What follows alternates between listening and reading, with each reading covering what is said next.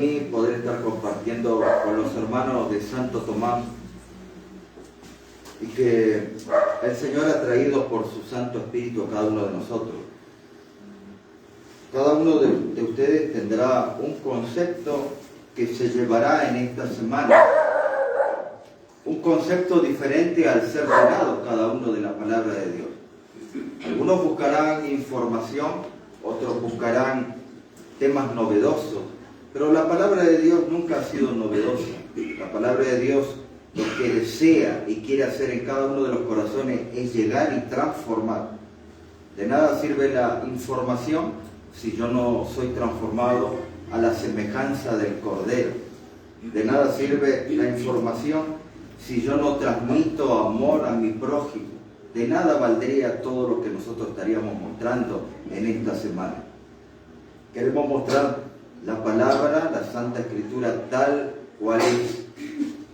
Y en eso Dios mediante el Espíritu Santo pueda ir subyugando los corazones de cada uno de las personas que viven en estos lugares.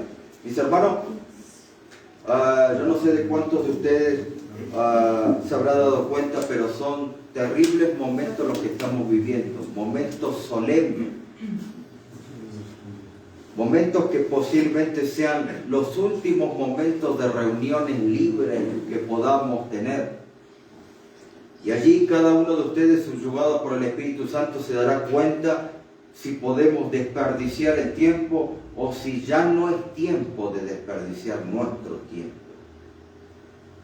Posiblemente ustedes ya estén notando que hay en las personas, en las iglesias, decisiones que se están tomando. Personas que se están alejando de la iglesia y posiblemente no la veamos más, porque el tiempo es tan corto y nuestra preparación necesita mucho tiempo. ¿Cuánto necesita nuestra preparación? Toda una vida, hermano. Hay hermanos que posiblemente el carácter estén luchando con ellos y eso lleva mucho tiempo. Y cada vez nuestro tiempo es más corto, más corto. Así que presten atención todo lo que estamos presentando aquí, anoten, saquen fotos, todo lo que puedan, hermanos, porque como recién les decía, no sabemos si habrá próximas veces en Santo Tomás por los tiempos que vivimos. Ustedes sin más habrán visto que hace 1 año y medio esto no se podía realizar, estas reuniones aquí. Mis hermanos, en esta semana vamos a estar estudiando el mensaje de los 3 ángeles. Y allí durante 8 temas vamos a estar estudiando cada uno de esos puntos. Vamos a estar estudiando Apocalipsis 14. Y allí vamos a entrar.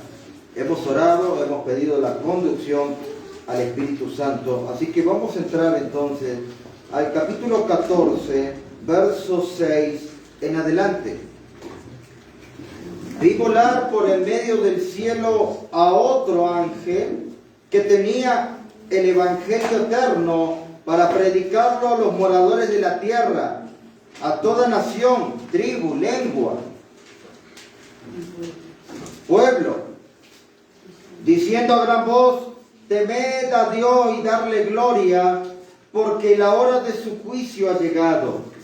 Y adorad a aquel que hizo el cielo, la tierra y la mar, y la fuente de las aguas. Versículo 8. Otro ángel le sigue diciendo: ha caído Babilonia, la gran ciudad, porque ha hecho beber a todas las naciones del vino del furor de su fornicación. Y allí encontramos en el versículo 9. Y el tercer ángel. Exacto, hermana. Y el tercer ángel le siguió diciendo: si alguno adora a la bestia, a su imagen, y recibe la marca en su frente o en su mano, él también beberá del vino de la ira de Dios. Bueno, este fin de semana estuvimos estudiando con los hermanos de Arequipa sobre la marca, la imagen, y específicamente también estuvimos estudiando el último día sobre el número 666. Y sigue diciendo: y también beberá del vino de la ira de Dios, que ha sido vaciado puro en el cáliz de su ira, será atormentado con fuego y azufre delante de los santos ángeles y del Cordero. Y el humo de su tormento sube por los siglos de los siglos. Y no tienen reposo ni de día ni de noche los que adoran a la bestia, a su imagen, ni nadie que reciba la marca de su nombre. Aquí está la paciencia de los santos, los que guardan los mandamientos de Dios y tienen la fe de Jesús. Oí una voz que desde el cielo me decía: escribe, bienaventurados de aquí en adelante los muertos que mueren en el Señor. Sí, dice el Espíritu, descansarán de su trabajo, porque sus obras con ellos siguen. Este es uno de los capítulos más conocidos por la iglesia adventista. Posiblemente no haya en otra denominación o iglesia tan mensaje conocido como el adventista del séptimo día. Prácticamente diría, bueno, aquí yo de estos mensajes no puedo aprender nada. Pero es interesante que a veces el mismo adventista desconoce el mensaje que ha dado Dios. Cuando hablamos del mensaje de los tres ángeles, ¿de qué estamos hablando? Según lo que hemos leído recién. A ver si podemos captar la idea.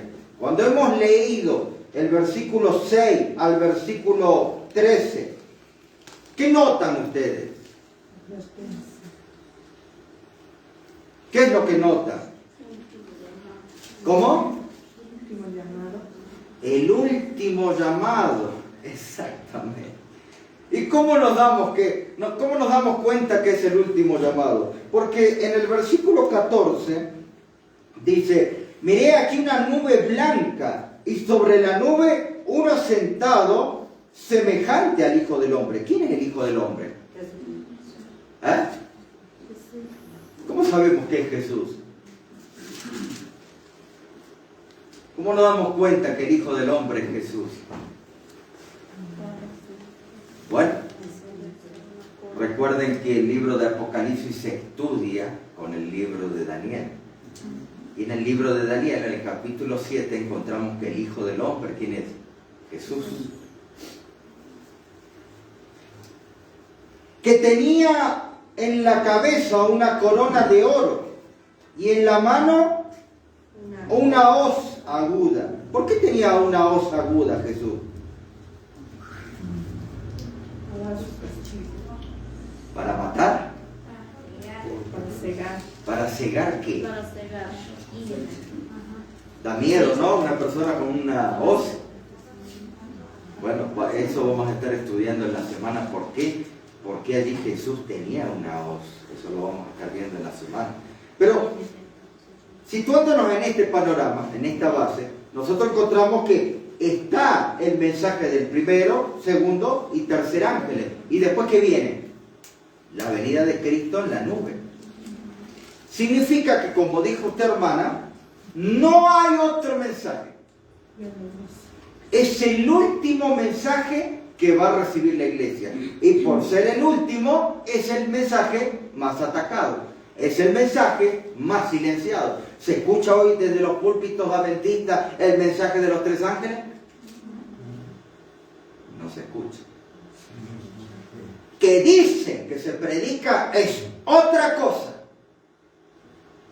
Pero el mensaje de los tres ángeles es un mensaje integral. Cuando usted dice, yo predico el mensaje de los tres ángeles, cuando usted dice, yo creo en el mensaje de los tres ángeles, usted también me está diciendo que cree en la reforma pro salud. No hay mensaje de los tres ángeles sin reforma pro salud. No hay mensaje de los tres ángeles sin transformación del carácter. Usted dice que cree, pero el mensaje no transforma. Porque cuando Cristo venga en la nube, ¿a quién viene a llevarse? A los que han vencido. Así como yo he vencido, dice Cristo Jesús. ¿O no venció en esta tierra? ¿O él tenía ventajas que otro hombre no tenía? Claro, pastor, él le la dio. ¿Usted cree eso? ¿Cuántos creen eso? ¿Cuántos creen que Jesús hizo cosas que otro hombre no podía hacer? Hermano, esa es la nueva teología que nos arrastra con esas ideas, de que Jesús pudo hacer cosas que el hombre no pudo haber hecho. Si él hubiera hecho algo que el hombre no puede hacer, Satanás inmediatamente hubiera dicho, esto, vos estás haciendo algo porque estás usando tu poder. Pero el pobre hombre, que vos le pones una ley que no se puede cumplir, ahí está, no se puede. Todo lo que él hizo es lo que se puede hacer, es el camino. Por eso él dice, yo soy el camino. Mis queridos hermanos, es muy importante que entendamos que este mensaje de los tres ángeles tenemos que guardarlo, seguirlo tal cual nos dice la Biblia. Hay hermanos que toman el mensaje de los tres ángeles y empiezan a despedazar. Esto sí, esto no. Esto sí, esto no. No, es todo el mensaje de los tres ángeles. El mensaje de los tres ángeles nos lleva a una evidente escatología dentro de la tierra, y entonces yo debo advertir a mis hermanos. Yo no puedo estar callado si yo creo en el mensaje de los tres ángeles. ¿Usted cree que un hermano callado que no advierta a los demás hermanos, a los vecinos, de las cosas que van a suceder? Bueno, el libro Evento de los Últimos Días le dice, ustedes sabían y no me dijeron nada. Callaron su mensaje. No nos dijeron que iban a caer plagas en la tierra. Por eso, hermanos, que el mensaje de los tres ángeles o condena o nos deja en libertad. Porque al no hacer lo que Dios nos pide, nos va a condenar el peso del mensaje. Así que, queridos hermanos, entonces vamos a ir viendo este mensaje de los tres ángeles. Pero claro, para hablar del mensaje de los tres ángeles, entenderlo en su contexto, tenemos que ir al mensaje del primer ángel. Y cuando hablamos del mensaje del primer ángel, nosotros entendemos que en el año 1840 hubo un movimiento de personas que empezó a predicar la segunda venida de Cristo. Claro, esto fue en cumplimiento de lo que decía el libro de Daniel. Vamos a ir rápidamente. Si tiene marcadores, úselo. Si tiene fibra, úselo. Y si tiene cuaderno, anote, mis queridos hermanos. Salvo que tenga una memoria prodigiosa de poder captar cada uno de los versículos. Allí en el libro de Daniel, capítulo 12, dice, versículo 4, pero tú, Daniel, cierra las palabras y sella el libro hasta el tiempo del fin. Muchos correrán de aquí para allá y la ciencia se aumentará. Yo pregunto, ¿cuándo es el tiempo del fin? Mis queridos hermanos, yo pregunto, ¿cuándo es el tiempo del fin? 1798. Bien, hermana Claudia, 1798. El que no sabía lo anota, porque estamos para aprender, para anotar. 1798 comienza el tiempo del fin. ¿Qué dice Daniel? Que él debía cerrar el librito. Librito, cuando dice librito, claro, se está refiriendo al libro de Daniel. ¿Y por qué es librito? Porque solamente contiene 12 capítulos, no contiene más. Por eso le llama librito. Y allí dice, muchos correrán de aquí para allá y la ciencia se aumentará. Allí déjenme corregir esa palabra ciencia, está mal traducida, no llega a absorber el concepto de lo que quiere decir el profeta. Palabras, primero, la palabra ciencia no aparece en la Biblia. La palabra correcta es conocimiento, ¿sí? No palabra ciencia. Porque cuando yo leo y la ciencia se aumentará, entonces yo digo, está hablando de los celulares, está hablando de la tecnología, está hablando de los aviones. Puede ser, y se entiende bien, si yo trato de entender el concepto de ciencia, pero no está hablando de ciencia, está hablando de conocimiento.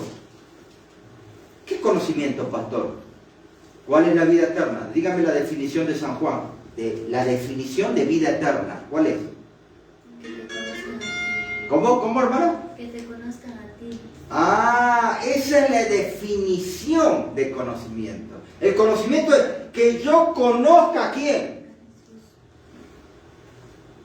¿A quién, hermano? A Jesús. Ah, si no conocemos a Dios, por más que guardemos sábado, por más que le demos de comer al huérfano, no.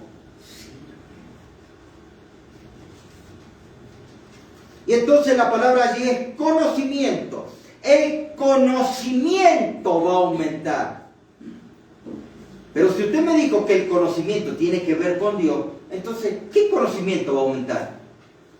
El conocimiento de lo que Dios habló, de lo que le dijo el ángel que selle a Daniel. Daniel, ¿selló el capítulo 2 de Daniel? ¿O ustedes entienden el capítulo 2 de Daniel? ¿De qué habla el capítulo 2? 2. La imagen de... La imagen. ¿De qué habla el capítulo 3?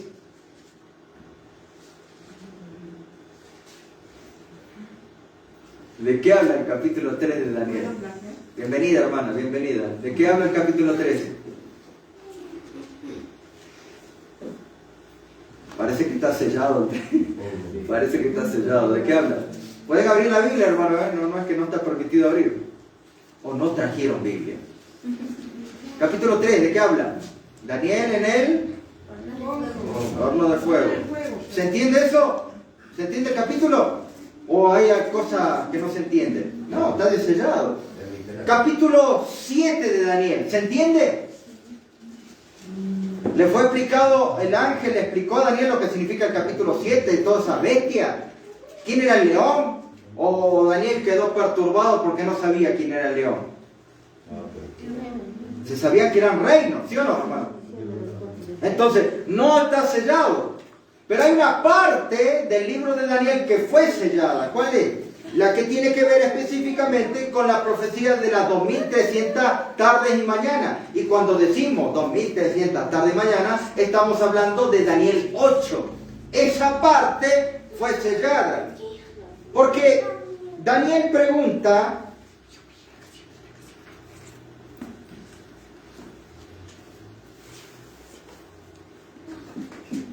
Versículo 8, decía versículo 13, y entonces oí un santo que hablaba a otro, estamos en el capítulo 8 de Daniel, versículo 13, y preguntó a aquel que hablaba, ¿hasta cuándo durará la visión del continuo sacrificio y la prevaricación desoladora entregando al santuario y el ejército para ser pisoteado? Y entonces el otro ángel contesta, hasta 2300 tardes y mañanas. Eso Daniel no lo entendió,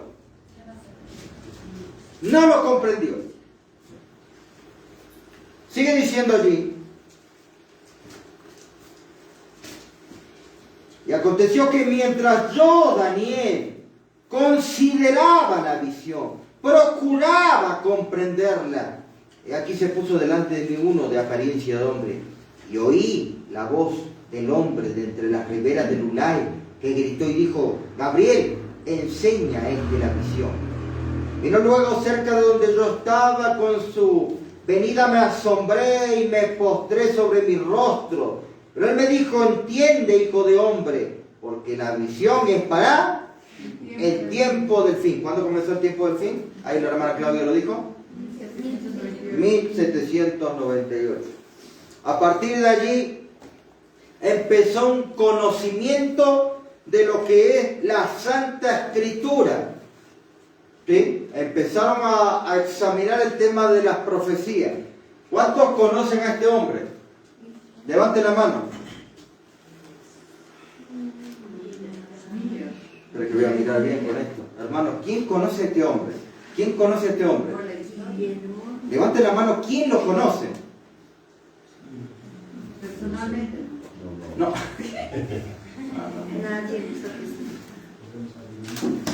La mayoría no lo conocen.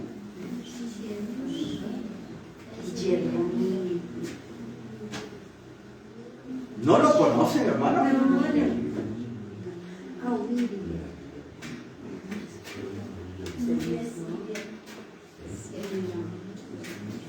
William Miller comenzó su estudio de las Santas Escrituras allí por el año 1830. Anoten, hermanos, esto es historia adventista. Y esto debemos saberlo. No está bien que no lo sepamos. 1830, William Miller empieza a estudiar su Biblia con una concordancia de Struden. Y empieza desde el libro de Génesis, empieza estudiando capítulo por capítulo y empieza avanzando y hasta tener una comprensión. Cuando él llegaba a un capítulo, un versículo que no entendía, se arrodillaba y seguía estudiando y seguía estudiando. Para él no había un no, él tenía que avanzar y comprender lo que la Biblia le explicaba. Porque la Biblia la pueden entender los doctos, la Biblia lo pueden entender el vulgo, cualquier persona puede entender la Biblia. Contrario de lo que nos han enseñado en la época medieval, que solamente cierto linaje escogido podía enseñar al vulgo, a las personas que las tomaban de ignorantes, que no podían entender la Biblia. Antes las personas podían entender la Biblia, en la época medieval no podían entender la Biblia. Explicarla, leerla. ¿Podían tener la Biblia en lenguaje alemán? ¿Podían tener la Biblia en lenguaje francés? No la podían tener. ¿En qué estaba la Biblia antes? En latín.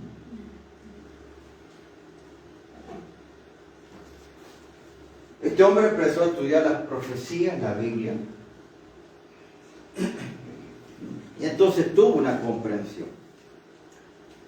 Cuando hablamos de iglesia y de historia adventista del séptimo día, ¿cuántos son de ustedes aquí adventistas del séptimo día? Hubiéramos comenzado por ahí.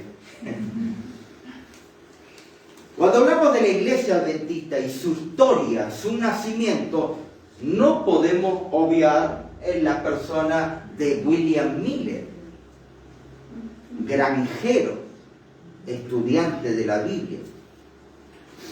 Y entonces, cada vez que nosotros nos acordamos del mensaje de los tres ángeles, siempre lo vamos a nombrar ¿a quién? A William Miller. Siempre. No hay sermón donde hablemos de los tres ángeles y nombremos a William Miller. Pero cuando nosotros solamente nombramos a William Miller y nombramos el mensaje del primer ángel y lo comparamos con el movimiento de William Miller, significa que yo no he comprendido la historia. Yo debo tener una visión más amplia de la historia. ¿Por qué William Miller entendió las profecías que habían sido selladas de Daniel? ¿Por qué él las entendió? ¿Porque tenía una buena Biblia? ¿Tenía una buena concordancia? ¿Por qué lo entendió? Porque se había desellado. ¿Y por qué él las comprendió?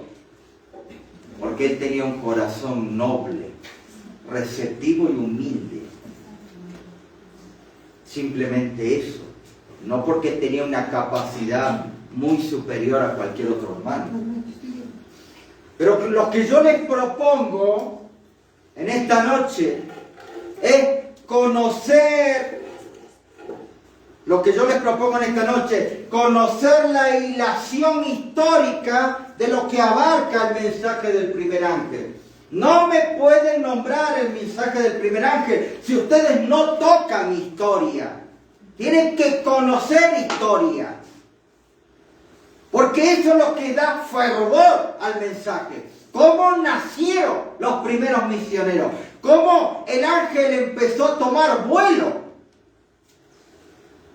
Claro que Miller fue uno de los pregoneros del mensaje del primer ángel. Pero él no fue el primero. Si ustedes tienen que nombrar a uno el primero, ¿quién sería? ¿Cuántos tienen conflicto de los siglos? Ustedes saben que la mitad del libro tiene que ver del conflicto de los siglos. La primera mitad tiene que ver ¿con qué? Historia. Historia es lo que no sabemos.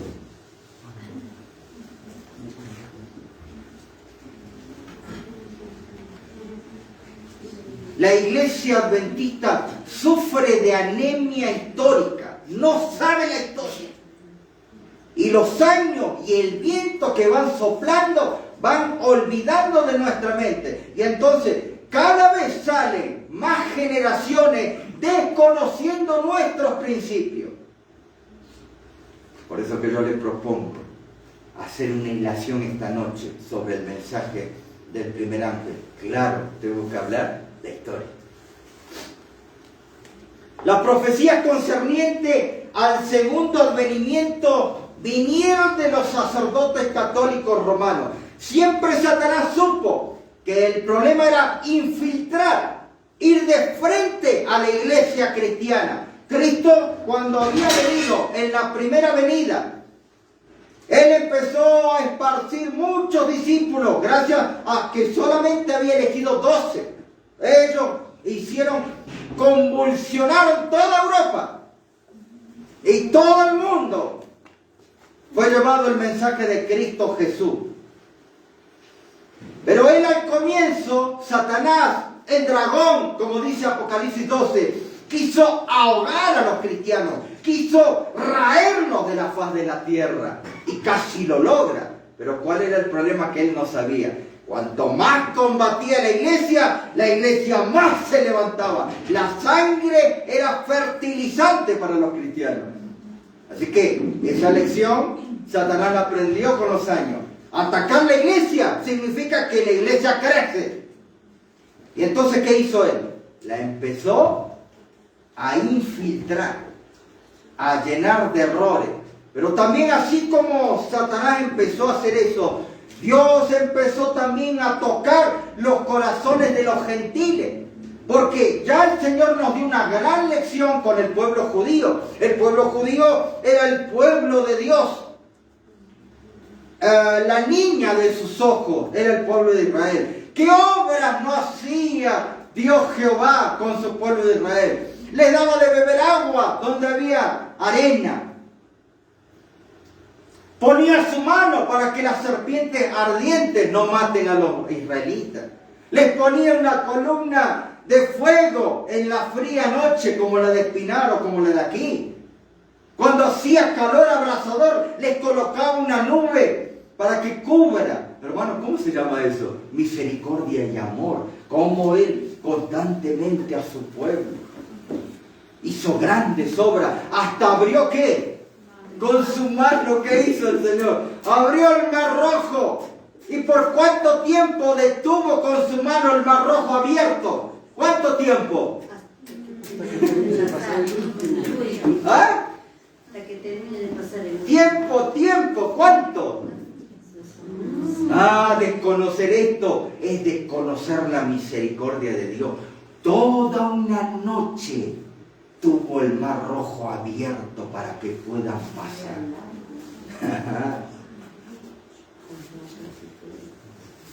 No faltó las bondades de Dios para con el pueblo. Para que los israelitas digan, no, Dios no nos ama. No podían decir eso. Si hasta el mismo Moisés, este pueblo loco e ignorante, decía, duro de qué? Duro de servir, duro de corazón, claro. Pero entonces Dios, como el pueblo no estuvo a la altura de la luz que se le había encomendado, ¿qué hizo Dios? ¿Saben eso o no? ¿Siguió siempre con el pueblo de Israel? En la época de Jesús, ¿qué pasó? ¿Quiénes crucificaron a Jesús? ¿O los romanos? ¿Los judíos? El sumo sacerdote es el que más quería verlo muerto, el que más metió dinero en el juicio, el que más empezó a desparramar monedas de oro para comprar a la gente. Como el pueblo no estuvo a esa altura, entonces ¿qué hace Dios? Escoge a otros. Siempre ustedes van a ver en la historia que cuando el pueblo que Él elige no está a la altura de lo que Dios le pide, entonces Dios escoge a otro. Mis queridos hermanos, ¿qué significa esto? que Dios nos ha dado un mensaje precioso de pregonar el mensaje de los 3 ángeles. Pero si nosotros no estamos a la altura de lo que Dios nos pide, entonces Dios llamará y escogerá ¿a quién? A otro. ¿Y cómo se llaman esos otros? Los obreros de la hora 11. Ellos no van a tener miedo de pregonar el mensaje de los 3 ángeles, de pregonar la reforma pro salud, y no solo pregonarla, sino que vivirla, mis queridos hermanos. Porque la adventista a veces piensa, ¿y cómo hago la reforma? ¿Y cómo será que esto es de Dios? ¿Será que es benéfico? Todavía estoy dudando. Hermano, si no hacemos esto, Dios va a escoger a otros. Así que entonces, Dios toma del pueblo jesuita, de los sacerdotes católicos romanos, y a veces ustedes dicen, pero que los católicos parece que son nuestros enemigos, los jesuitas son los enemigos más acérrimos, pero nunca olvidemos que Dios puede tocar el corazón de una persona que persigue al pueblo de Dios. ¿Acaso Pablo no era perseguidor?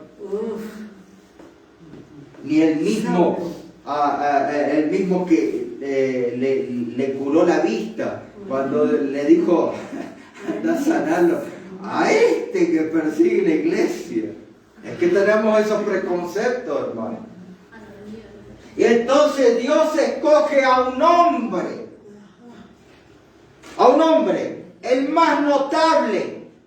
Él nació en el año 1731 y fallece en el año 1801. Estamos hablando, hermanos, ¿cómo no hablar de Manuel de Lacunza y Díaz, de la orden jesuita? Mis queridos hermanos, Dios toca el corazón de Lacunza. Y para los que no lo conocen, Lacunza fue chileno. Allí está marcado Chile, hermano, por si ustedes no saben dónde queda Chile. Manuel de Lacunza era un estudioso de la palabra de Dios como buen jesuita. No solo de la palabra de Dios, sino de la historia. Todo jesuita sabe escritura y sabe historia. Todo adventista solamente sabe de Ellen White, no sabe Biblia y no sabe historia. ¿Sí o no? Díganme si estoy equivocado. Y entonces Manuel Lacunza, profesor de latín, estudios de astronomía y geometría, predicador, 1767, fue expulsado de Chile por el Carlos III de España. 1772 se convirtió en anacoreta, quiso vivir la vida para el prójimo, aunque venía también de una familia pudiente. Él eligió esa vida. Lo que lo llevó a estudiar la palabra de Dios, y no solo estudiarla, sino vivirla. Entonces llegó a entender que su vida debía ser igual a la de Cristo Jesús, asemejarse al Cordero. Él llevaba una vida frugal, jesuita. A veces este jesuita vivía mejor que un adventista, una vida frugal. Él estudiaba no solo los padres de la iglesia, sino también las profecías. Dedicaba 6 horas de estudio diario de la Escritura. ¿Cuánto dedicamos nosotros, hermano? Por eso que es hermoso entrar en la historia. Nos despierta, nos mueve y nos sacude. Usaba de amanuense. Sí, ¿sabe por qué no tenemos esta 6 horas? Porque el trabajo nos consume todo. ¿Será que el trabajo es bendición o es maldición? ¿Es dado por Dios o es por Satanás? Porque no tengo para estudiar eso. Él estudiaba 30 años de estudio de las Escrituras. Cuando él empezó a ver la Escritura sin preconcepto, sin guía, como cualquier persona silvestre, empezó a entender en la historia bíblica que Cristo, en su humildad y sufrimiento, tenía que ver con el pasado.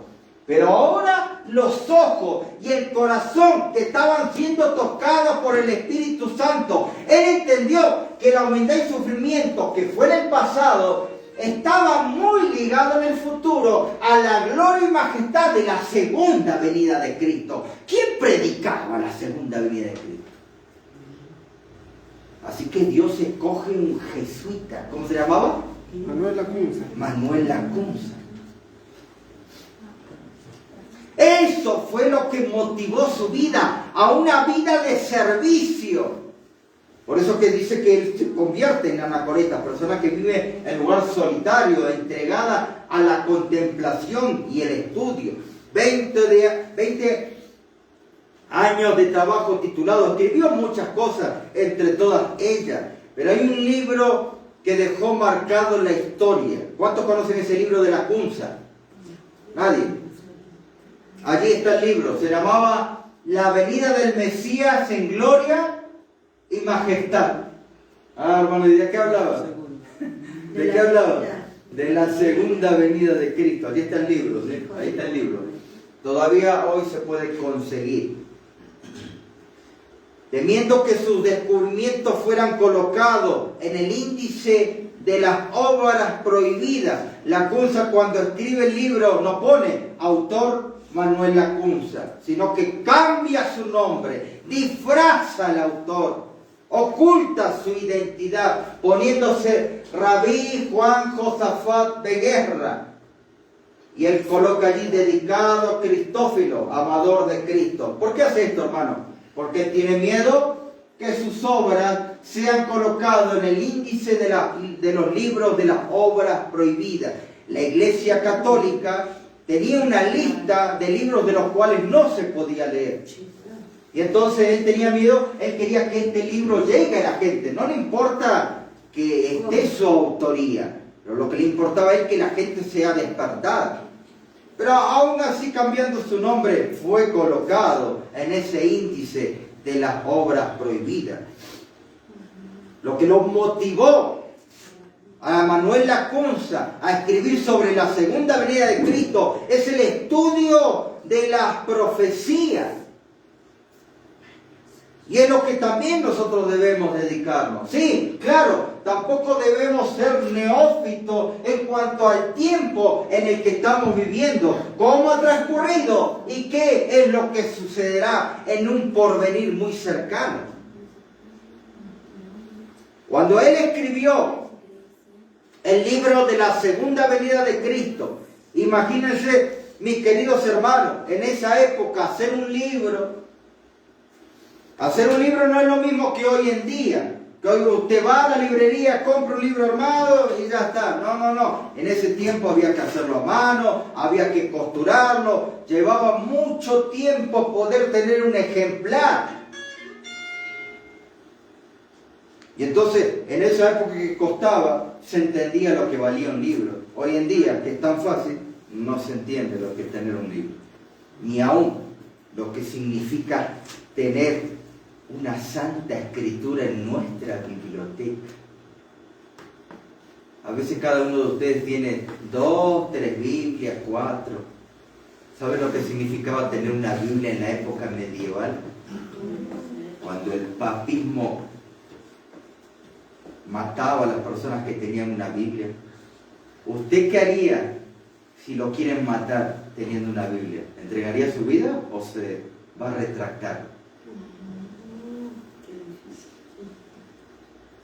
Cuando Lacunza hizo su libro, Vélez, un juez erudito de la iglesia allí, de donde vengo yo, Buenos Aires, Argentina, preparó una detallada refutación, comenzando una larga controversia. Se escucharon los albores de que Manuel Lacunza había hecho un libro, así que desde Buenos Aires empezaron a criticar duramente a este hombre.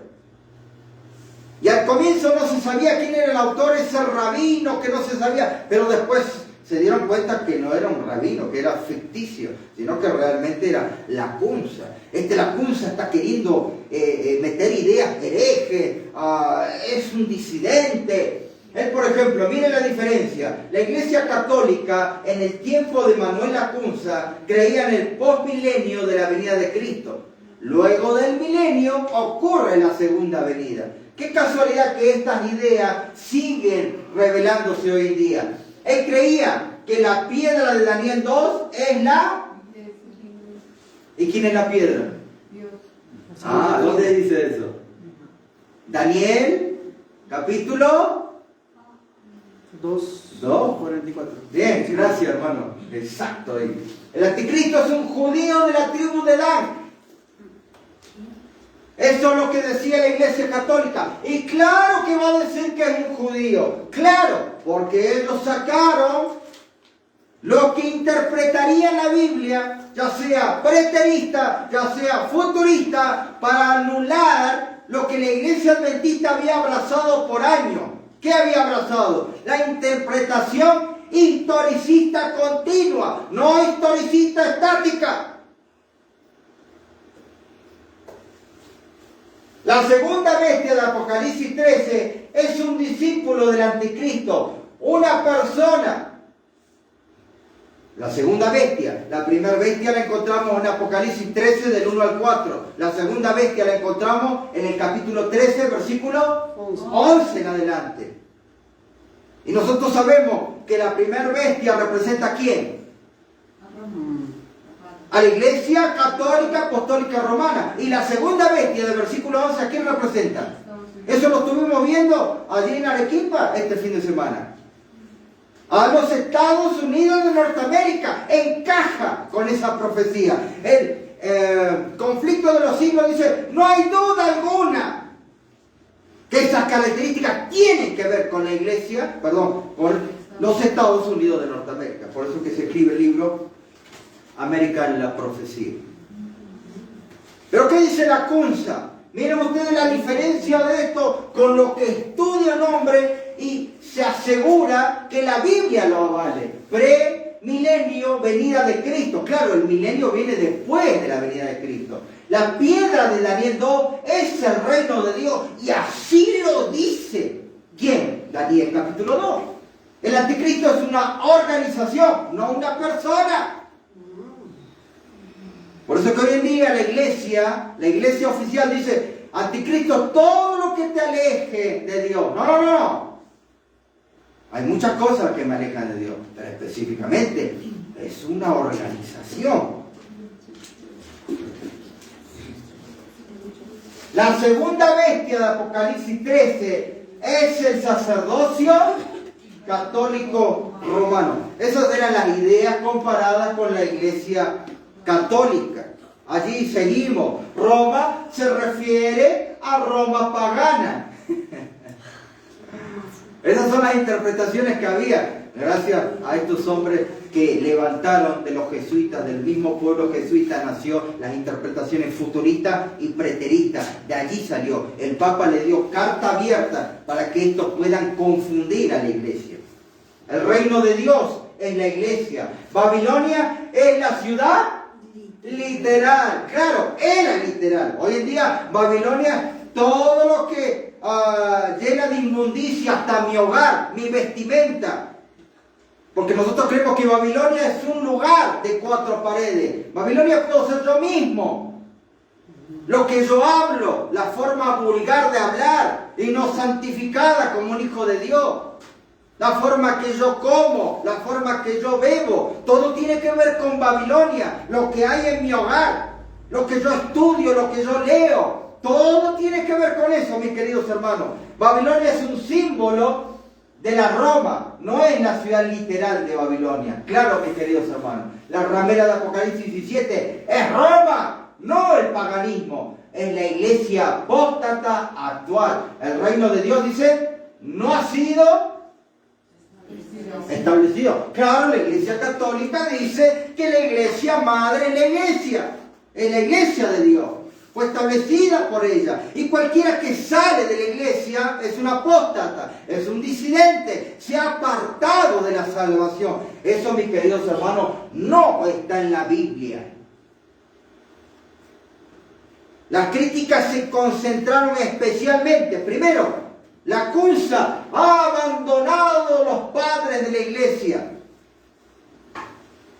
¿Saben lo que es los padres de la iglesia, no? Hay un libro que la iglesia católica tiene, la patrística, donde ellos obedecen a todos los padres de la iglesia.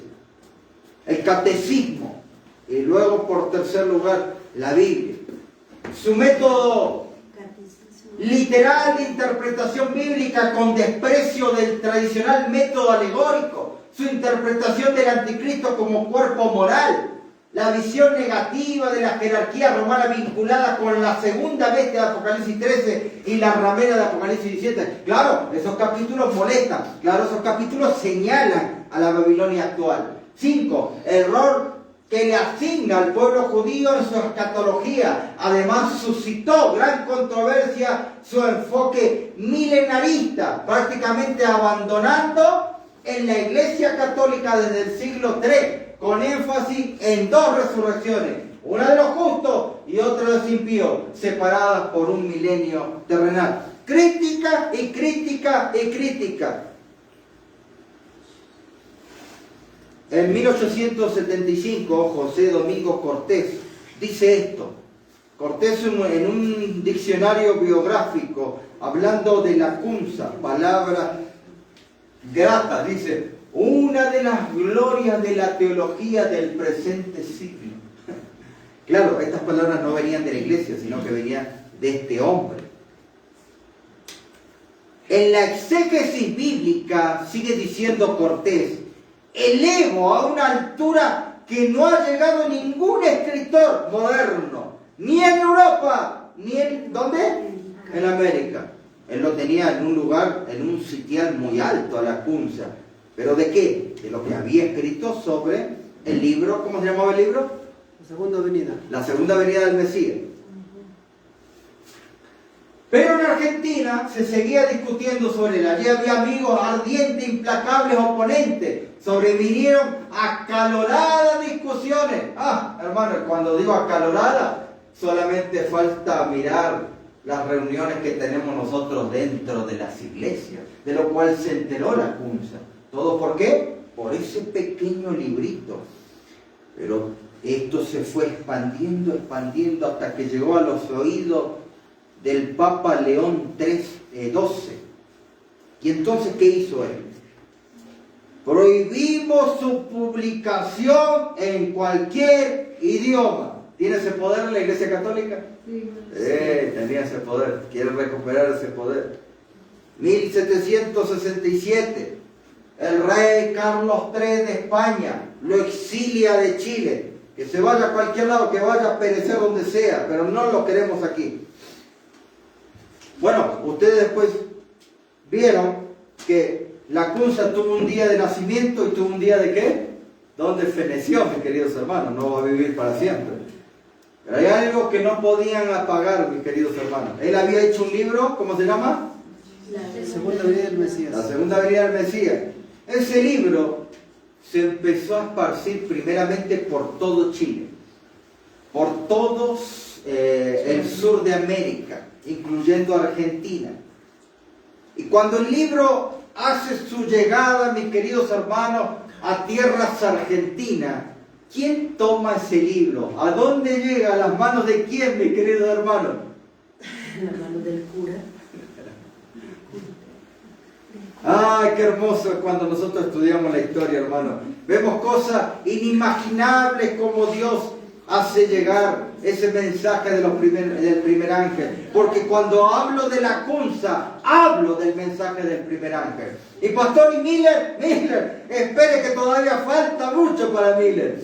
Ese libro había llegado a las manos de uno de los que luchaba en la independencia, en las guerras de Argentina, contra la colonial España. ¿A quién me estoy refiriendo? A Manuel Belgrano. Había llegado el libro de la cunza a Manuel Belgrano. Manuel Belgrano no era un neófito, hermano. No era solamente militar, abogado, escritor. Pide conocer el libro de los libros prohibidos de la cunza. A él se le permite obtener, claro, él había estudiado. ¿En dónde había estudiado él? ¿Dónde había estudiado Manuel Belgrano? ¡Ay, hermanos! Un pecado no saber la historia. Había estudiado en Europa. Toda la mayoría habían sido estudiantes en Europa. Hasta el general San Martín también fue estudiante en Europa. Simón Bolívar fue estudiante en Europa. Todos salieron de allí, de la época de la guerra napoleónica. Todos aprendieron de allí. De allí se amamantaron. de allí en donde llegaron. Y entonces, el abogado, acostumbrado a leer, pide las obras prohibidas de la Kunza. Ve esto y dice, ¿qué es esto? Y allí como un flechazo el mensaje del primer ángel atravesó el corazón de Manuel Belgrano. ¿Y qué hizo Manuel Belgrano? Lo que no hacen los hijos de Dios, lo hace un gentil. Entonces dice, Manuel Belgrano, cuando ve este libro, dice, pero yo puedo hacer más libros de esto. Allí podemos encontrar, mis queridos hermanos, hizo imprimir en Londres, 1816, una cuidada, costosa edición. ¿Cuánto sale esto? 8.000 soles. No importa, esto tiene que salir. Esto tiene que salir, es para Dios. Y a veces nosotros, esto nos enseña a nosotros mismos. A veces queremos comprar algo para Dios. ¿Cuánto sale? 5 soles. No, hágame rebaja, 1 sol. No, hermano, para Dios tiene que ser siempre lo más costoso. ¿Quién decía eso? David. Cuando David vio el arca con un pedazo de choza y tela, dijo, ¿cómo el Señor va a tener esto? Tiene que tener una iglesia grande, un templo. Y Dios le dijo, yo te voy a bendecir, pero no lo vas a hacer vos, el templo. Lo va a hacer tu hijo. Así que, mis hermanos, él hizo 1500 ejemplares. Pastor, tan poquito. Estamos hablando del año 1816. 1500. ¿Sabe lo que le salió? Un montón de dineral le salió a Manuel Belgrano. ¿Se imaginan ustedes un militar haciendo un libro religioso hablando de la segunda venida de Cristo cuando nosotros debíamos estar predicando? 4 tomos impreso en Londres por la imprenta de Carlos Wood en 1816, reproducida por Juan Carlos Priora, el ejemplar existente en la Biblioteca Nacional de Buenos Aires. Bueno, en Buenos Aires hay una y en Chile también hay otra ejemplar. Como yo les dije, no importa que Manuel Lacunza murió accidentalmente en 1801, pero su obra, los escritos siguen. Con él nació el mensaje del primer ángel. ¿A dónde? ¿A dónde? Chile, Argentina. Chile. Chile.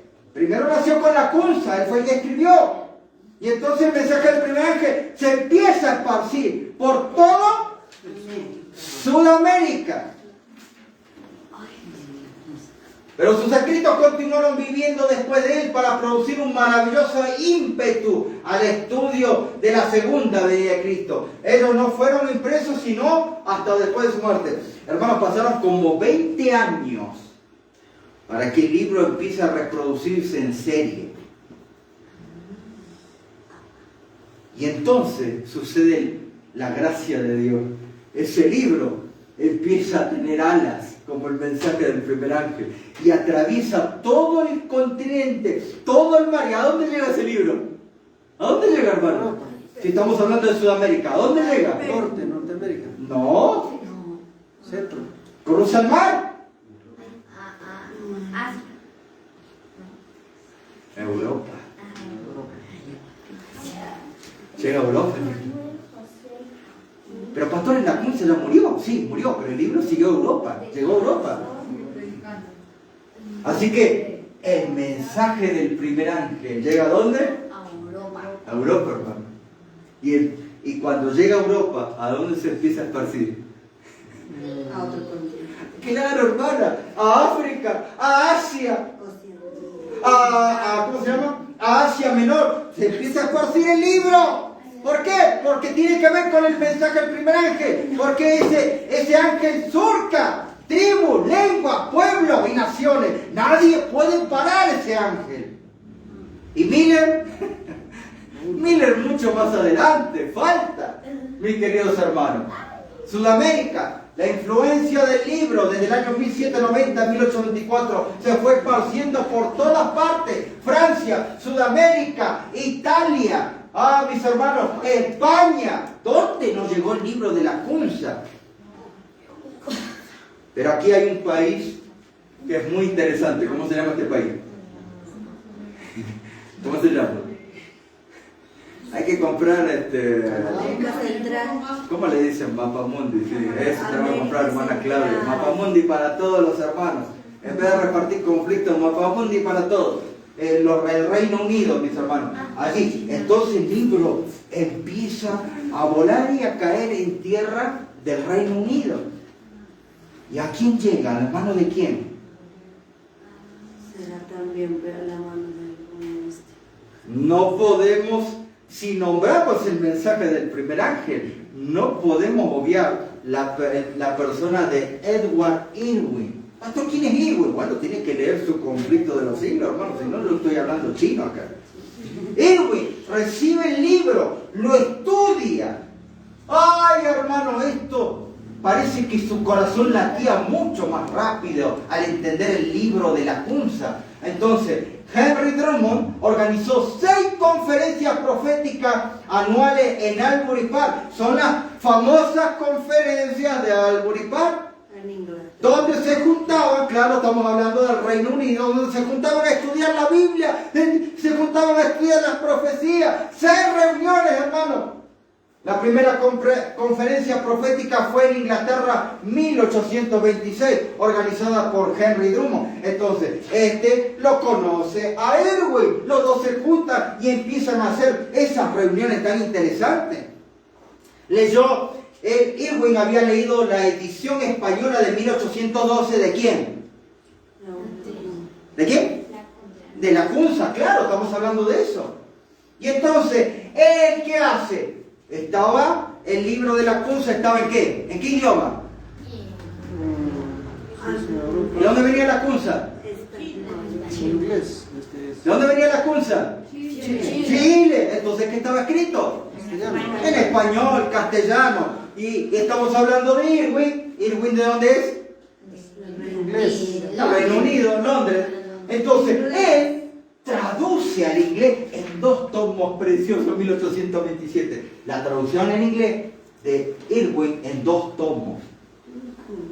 Estas conferencias que yo le dije que son muy conocidas, que juntamente con Drummond organizó 6 conferencias proféticas anuales en Albury Park, en Surrey, Inglaterra. Las 3 primeras conferencias fueron publicadas en 1828-29 por Drummond como diálogos sobre la profecía. Entonces, ellos empezaron a estudiar, empezaron a comparar entre los hermanos y no solo queda ahí, vamos a escribir todo lo que se habla acá, todos los temas, todo el temario, todo el seminario, vamos a hacerlo en 3 tomos para que no se pierda, porque si el libro de la Kunza llegó por ser escrito y aunque murió sigue estando entre nosotros, vamos a hacer lo mismo.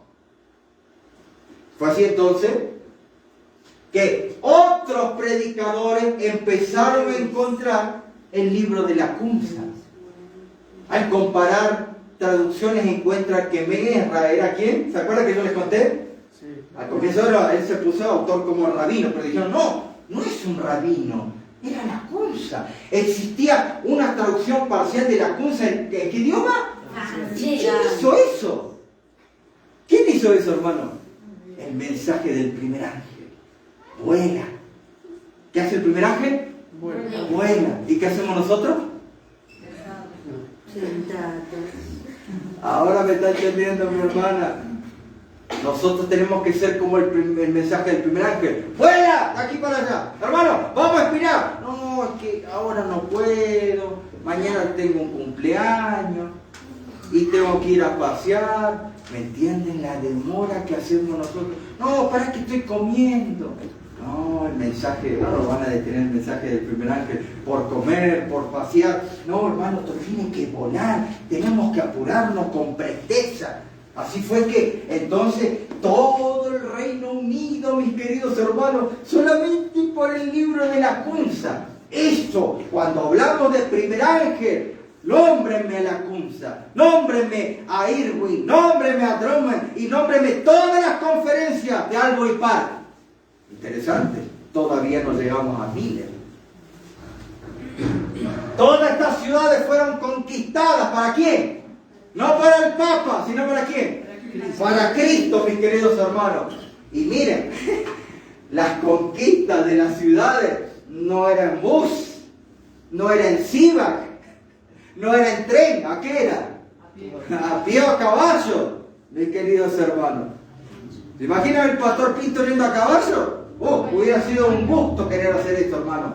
Octubre 19 de 1830, las conferencias ya en ciertos lugares quedaban pequeños, pequeño y la gente empezaba a entrar a montones. ¿Por qué? Porque el mensaje del primer ángel va tocando tribus, lenguas, pueblos. Así que trataron de conseguir lugares más grandes, pero la Iglesia Católica se burlaba. En la época hacía muchas caricaturas para denigrar a los predicadores, políticos y a los pontífices mismos. En el año 1834, lamentablemente, muere Irwin en Glasgow, La naturaleza humana de Cristo. Y conoce que declarar que Él vino en carne y sangre, santa, sin pecado, es ser parte de Anticristo. Miren lo que él predicaba, hermano. Fue una de las primeras veces que se tocó la naturaleza humana de Cristo. Y a mí me gustaría hasta traerlo a Edwin para que hoy en día explique, porque hay muchos adventistas que están confundidos con la naturaleza de Cristo. No saben por qué hizo esto. No, porque el Padre lo resucitó a Cristo y Cristo hizo ciertas cosas porque era el Hijo de Dios. No entendemos la naturaleza humana de Cristo. Para nosotros es locura. Si usted quiere estudiar la naturaleza de Cristo humana, hermano, hay que estudiar con el estómago vacío y la mente despejada. Estudiar el tema de la expiación es un tema muy solemne, que la Iglesia Adventista en ciertos años patinó con el tema de la expiación y todavía sigue patinando con el tema de la expiación. Pero el libro de la Kunza seguía avanzando, volando. ¿Y a dónde llega? Hermano. Pastor, ¿de dónde saca esas cosas que está hablando? Mis queridos hermanos del conflicto de los siglos. Como había desaparecido la Kunza, había desaparecido Irwin. Ahora Dios llama a un poderoso hombre. ¿A quién? No, Miller, falta todavía mucho para mí. Falta mucho. Lo llama a un alemán de familia judía, el misionero universal. ¿Quién es? Hermano, es un crimen no conocerlo. Que hay muchos misioneros. No, el misionero universal es uno solo, mi querido hermano. Anote, Joseph Wolf, el misionero al mundo. Cuando llegó la palabra de Dios a Wolf, este hombre bajito, hermano, parecía que tenía combustible y combustible, mis queridos hermanos. Joseph Wolf, cuando lo agarró ya desde pequeño, él ya tenía ciertas características a lo espiritual. Ya de niño hacía preguntas que ni su padre le respondía. Él iba ante los judíos y preguntaba, ¿por qué Jesús fue maltratado? ¿Por qué lo mataron? Si él era el Mesías. Nadie podía responder las preguntas de Joseph Wolf, el misionero al mundo. Él empezó a ir por toda Asia. ¿Sí? Los padres ya ni lo querían ver. Andate donde lo quieran. Eso darle alas al mensaje del primer ángel. Así que Joseph Wolf empezó a conquistar todos los lados posibles donde había y podía entrar. No importa si era a pie. Entonces, del año 1821 al 26, entra en Palestina. Entra en Egipto, la península del Sinaí, en Persia. Él entra en el Imperio Otomano, hermano, llevar la palabra de Dios al Imperio Otomano.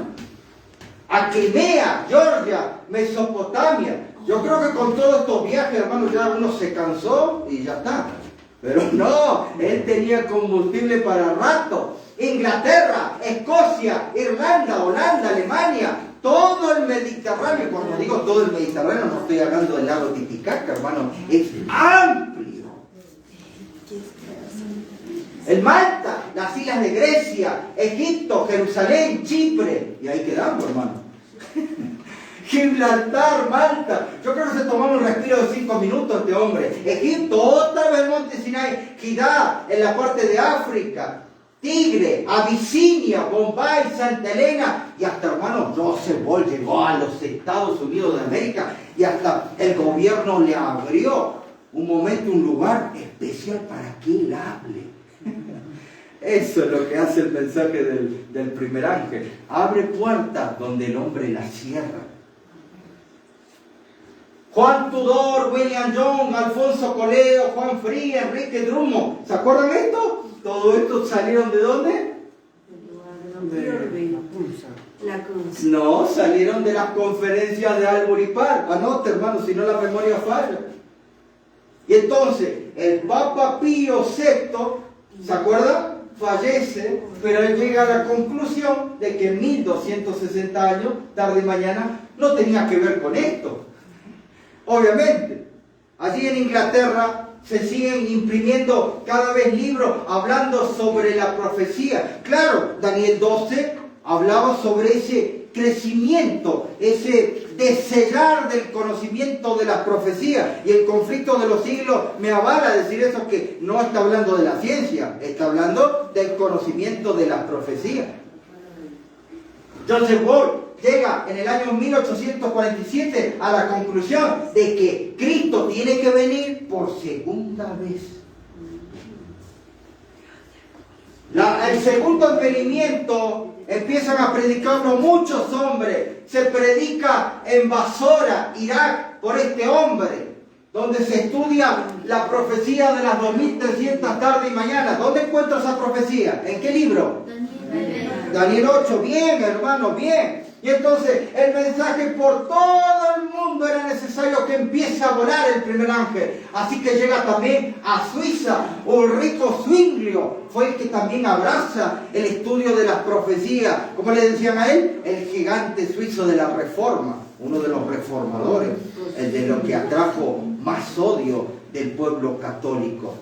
Y cuando hablamos del mensaje del primer ángel, no podemos evitar hablar de Hausen. Allí en el conflicto de los siglos, ustedes lo pueden encontrar la historia de él en la página 413 y 415. Anote, mis queridos hermanos. Todo esto tiene que ver con el mensaje del primer ángel. Y Miller, todavía Miller no está. Todavía no ha llegado. Mañana. No, vamos a meterlo a esto. Allí dice, en el conflicto de los siglos, aunque Hausen era uno de los predicadores más distinguidos y de mayor aceptación entre el público de idioma francés, fue suspendido del ministerio por el delito de ¿qué?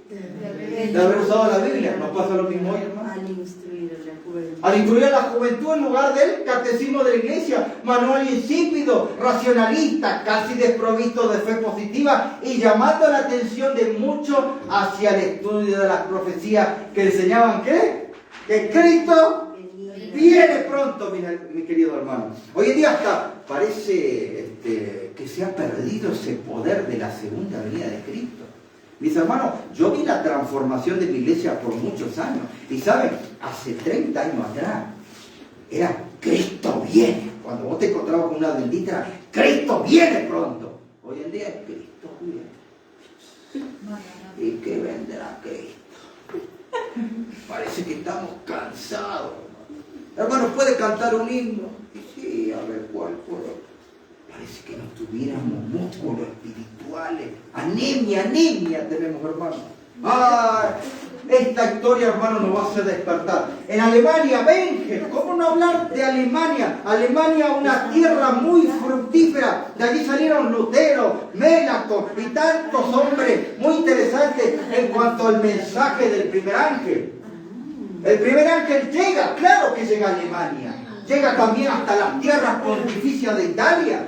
El mensaje del primer ángel no conoce barreras.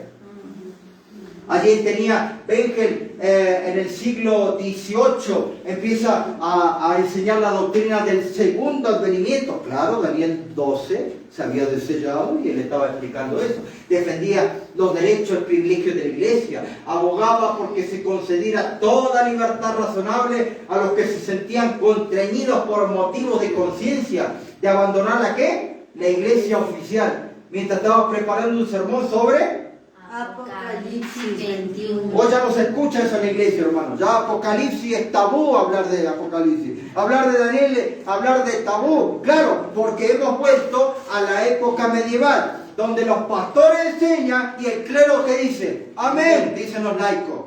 No, debe decir, el enseñar del púlpito y los laicos deben estar examinando. ¿Cuántas horas estudiaba la Cunza por día? 6 horas. No minutos, horas.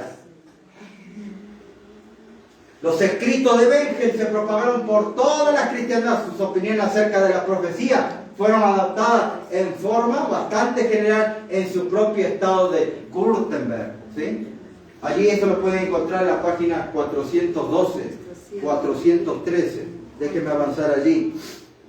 1826 a 1830. Muchos de estos testigos nunca se conocieron unos a otros. ¿Cuál? Los que se conocieron en las conferencias proféticas de Albury Park, Drummond, Irwin, nunca se conocieron. Allí también, mediante esa conferencia donde nace Joseph Wolf, esto no se conocía. Sin embargo, ellos fueron una notable asamblea de estudiantes donde se congregaban juntos. ¿Para qué?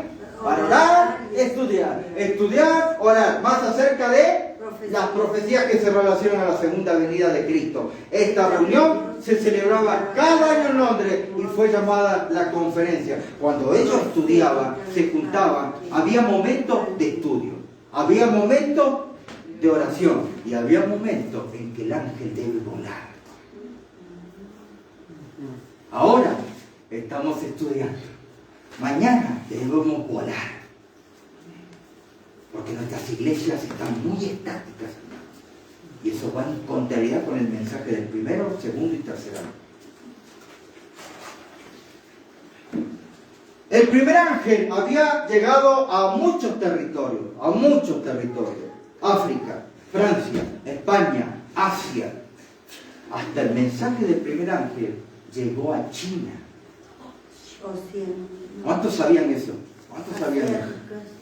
Historia, conflicto de los siglos, conflicto. No es regalarlo, primero léalo y después lo regalan. Y entonces, el primer ángel ve un nuevo territorio. Un territorio donde debía entrar, pero no se le permitía. ¿Cómo se llama esto? Oriente. Rusia. China. China. No. Pastor no le puso nombre a propósito, porque debemos aprender los lugares. ¿Cómo se llama esto?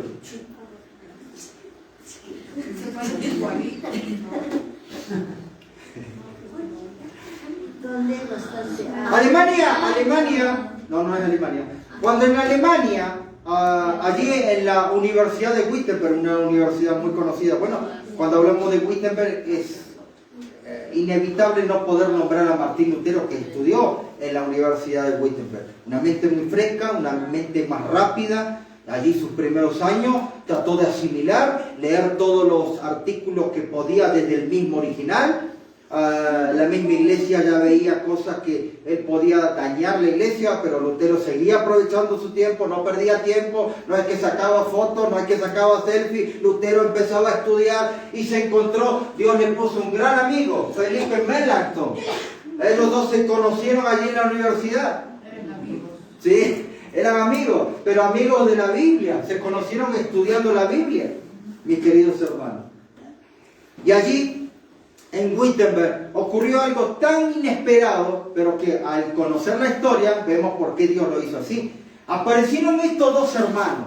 Yo los conozco como los hermanos Petri, Olaus y Laertius, ¿sí? Son los hermanos Petri. Ellos venían de Suiza. Se internaron allí en la prestigiosa Universidad de Wittenberg y empezaron a estudiar y hasta fueron y conocieron a Lutero y Melanchthon. Hasta fueron discípulos y compartieron ideas. Pero ¿qué pasa?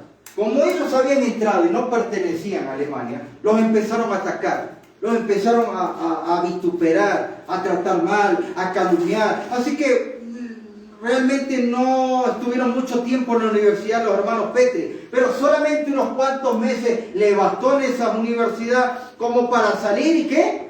Y pregonar la segunda venida de Cristo. Cuando ellos llegaron a su tierra natal, ellos vieron que en Alemania ya Lutero tenía la idea de traducir la Biblia en idioma ¿qué? Inglés. No, en idioma alemán. Biblia, una Biblia en idioma alemán no existía. Cuando Lutero sacó la primera Biblia en idioma alemán, al pontífice le dio un ataque en el hígado, hermano. Gastritis. Y entonces los hermanos Petri, viendo esto, dijeron, ¿por qué no le hablamos al rey Baasa? Y cuando hablamos del rey Baasa, estamos hablando del año 1541. Y entonces le dicen, oh mi rey Baasa, ¿qué sería bueno que tu mano pudiera hacer que nosotros tengamos una Biblia en nuestro lenguaje materno? Los ojos se le abrieron así de repente. ¿Qué es lo que necesita? Y necesitamos tal vez algunas Biblias idioma original, griego, hebreo. No tenemos. No se preocupen, yo les voy a dar lo que quieran. ¿Qué más necesitan? Necesitamos hojas. ¿Qué más necesitan? Un lugar donde podemos traducir tranquilos, que no haya mucho ruido. Ningún problema, yo les doy todo lo que quieran, pero tráigame eso. Entonces empezaron día y noche a traducir pasajes. ¿De dónde los traducían? Griego, hebreo y hasta el latín, donde podían, como podían. Y no con esta luz, hermano, vela. Así que tardaron allí un par de meses traduciendo hasta que concluyeron, hermano. La Biblia se llamaba la Biblia de Gustav Vasa, le pusieron el nombre del rey. Y entonces se la llevaron. Allí hacen la primera Biblia en la lengua materna. Y se la llevan al rey, que era Gustav Vasa, rey de Suecia. Y esta es la Biblia, hermano. Se lo llevan hasta en lengua de Suecia, ¿sí? Juan 1.1, del 1 al 8, en sueco. Y entonces, allí tiene la fecha, 1541, tenía estos dibujos con símbolos proféticos de Daniel y Apocalipsis, estos llamados silografía, muy interesante. Hasta le habían puesto a la bestia, le habían puesto la corona, la tiara de 3 coronas. Y entonces se presentan los hermanos Petri delante del rey y le dice, rey, aquí está la Biblia en nuestro idioma. Hermanos, si le salían lágrimas al rey, porque habían hecho esa Biblia en idioma de su lengua. Y el pontificado se enteró. Otro ataque al hígado, hermano, porque los pontífices no querían que las Biblias se puedan desparramar en varias lenguas. Por eso que llegó una época donde trataban de eliminar las Biblias. Y cuando digo eliminar es quemar. Y cuando digo quemar, destrozar. Casi aniquilan todas las Biblias que se conocían de la época que venía de la línea de Jesús. Las Biblias que se habían traducido venían del linaje de los discípulos que habían estado en Antioquía. Había 2 fuentes, las de Antioquía y las de Alejandría. La de Alejandría, que queda en Egipto. Y la de Antioquía quedaban en Asia Menor, bien, Asia Menor. Las de Asia Menor eran las que venían de los discípulos. Y entonces el pontificado quería eliminar todas esas Biblias. Y las Biblias que salían de Alejandría de la mano de Egipto. Claro, Orígenes Adamán. Él era el que había hecho esas Biblias.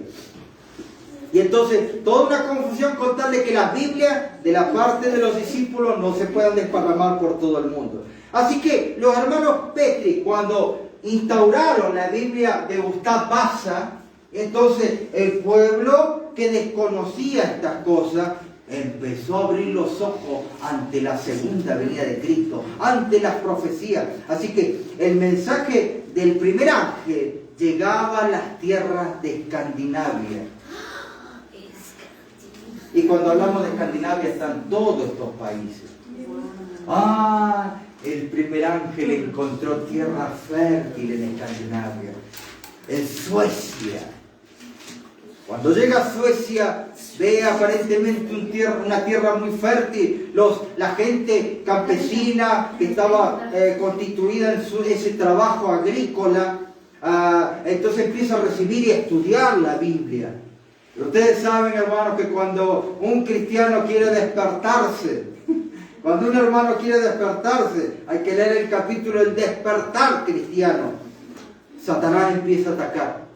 Y así como el mensaje del primer ángel no encontraba oposición, ahora lo encontró. La iglesia en Escandinavia, la iglesia católica, hizo un frente muy acérrimo.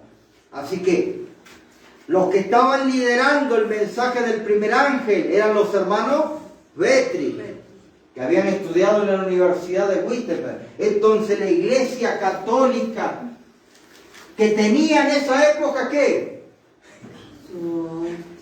Tenía la espada, hermano. Cortaba la cabeza a quien se le ponía delante. Eso es lo que tenía.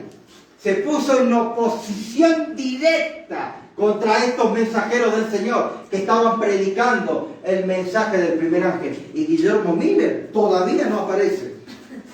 Así que Escandinavia, mediante la Iglesia Católica Apostólica Romana, hermano, no me digan que fue un sector ortodoxo, no, la Iglesia Católica Apostólica Romana se puso en contra del mensaje del primer ángel. Puso una ley oficial que no podían predicar los predicadores, no podían predicar el mensaje de salvación. Cárcel a los que hablen del mensaje del primer ángel. Aparentemente parecía imposible que el mensaje pueda seguir haciendo efecto allí en Escandinavia. La Iglesia Católica había recuperado totalmente el terreno de toda Escandinavia. Los predicadores trataban de irse a los bosques a predicar. No eran los valdenses, no eran los valdenses. Tenemos que ir mucho más atrás en la historia bíblica para hablar de los valdenses.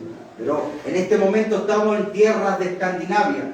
Todos los pueblos entonces, como había una ley que no se podía predicar, iban a los bosques, a lugares apartados, a orar, a cantar en medio de la naturaleza, del marco que Dios había colocado.